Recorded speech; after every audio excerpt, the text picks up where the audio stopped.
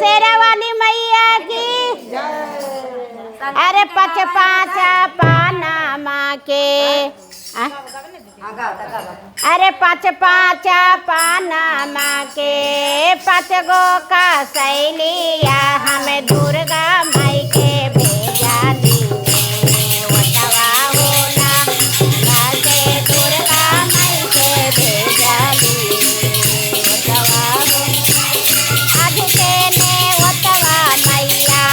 करुणा मंजूरावा के तीर आई गोरौवे तारा बरवा होला कासे तीर आई गोरौवे तारा बरवा आज के ने वटवा मैया करुणा मंजूरावा के तीर आई गोरौवे तारा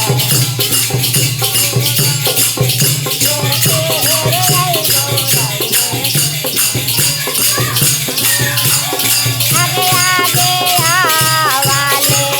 दुर्गा माई के बाघावा के सीतावा के आवाले ओटवा होला ऐसे पीछावा के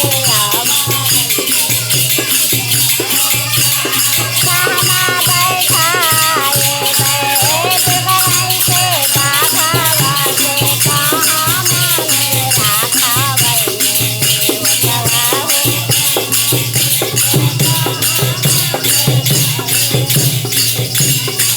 अरे निमगाथा बनावे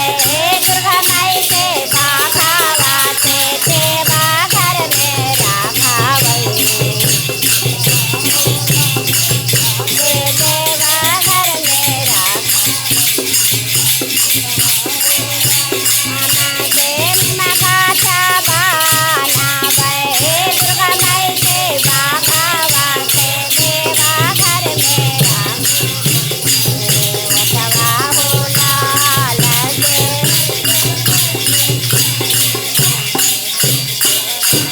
चले गई मैया की जय शेरा वाली मैया की जय।